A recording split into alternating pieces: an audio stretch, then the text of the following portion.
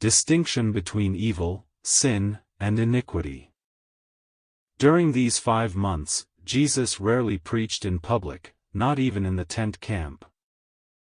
He spoke only once in the synagogue of Capernaum. Jesus often withdrew. He would leave his followers, and when one of the apostles asked Jesus, "Why are you absent so often?" he always answered, that he conversed with his heavenly Father.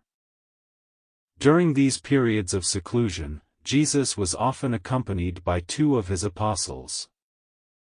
When Jesus wanted to go to the hills for the Father's business, he called the 2 apostles who were free at that moment. They could then accompany him. In this way, each of the 12 had the opportunity for a profound conversation and personal contact with Jesus on the way to the wilderness. It has not been revealed to us, but we believe that during these weeks of reduced participation in earthly matters, he was engaged in guiding the high spiritual beings responsible for the affairs of this vast universe.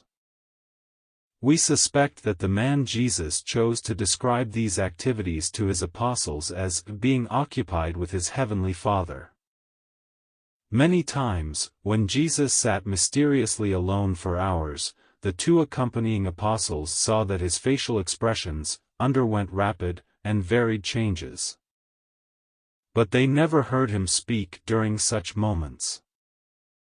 Nor did they see any visible manifestations of heavenly beings, as some of them would later witness.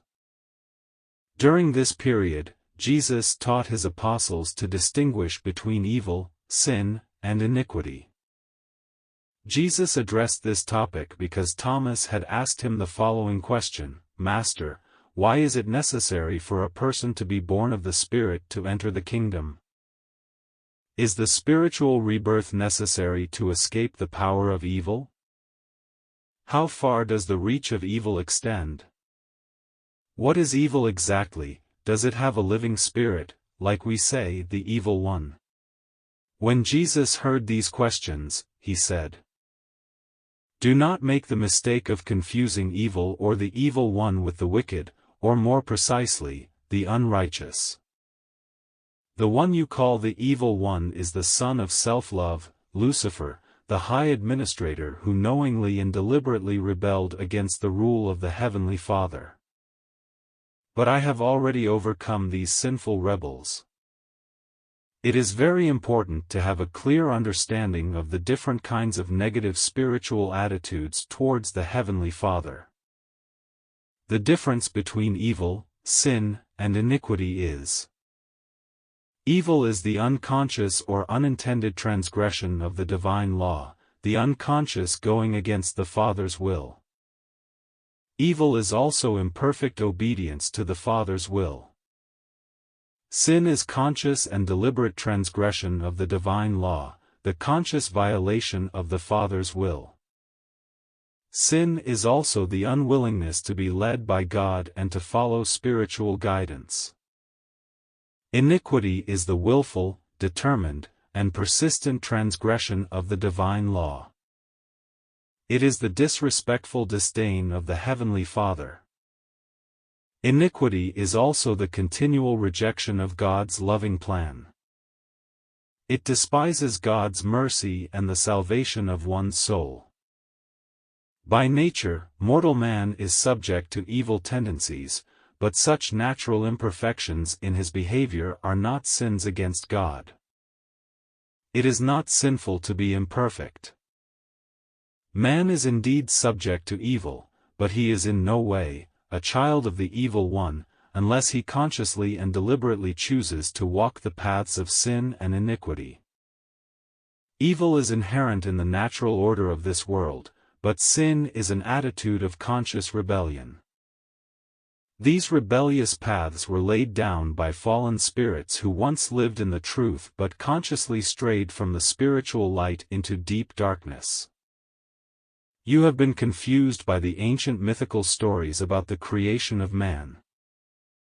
You do not understand the relationship between wickedness and sin because you believe that humanity began on earth in a perfect state.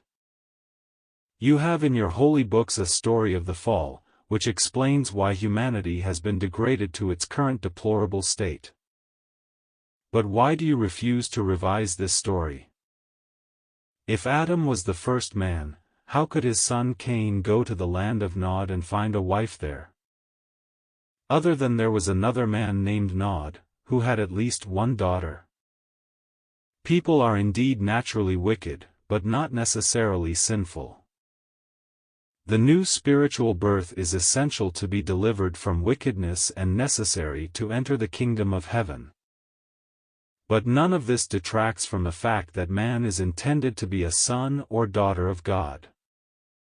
Nor does this innate presence of potential evil mean that man is somehow mysteriously alienated from the Father in heaven so that he must seek to be legally adopted by the Father as a stranger, or as an outcast child.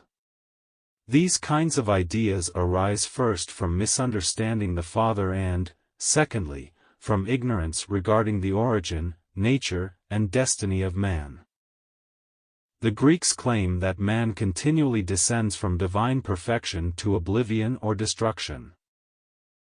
But I have come to show that man, by entering the kingdom, ascends to God and to divine perfection. Any human, that in any way does not line up with the will of the Eternal Father, is exposed to potentially evil, but such a human is in no way sinful, and even less unrighteous. Is it not written in your holy books, "Bring my sons from afar and my daughters from the ends of the earth"? Yes, everyone who is called by my name. For I have created them for my glory. You are the sons of the living God. Those who have the Spirit of God are indeed the sons of God. Just as there is a part of the human father in his child, there is also a spiritual part of the Heavenly Father in every faithful son.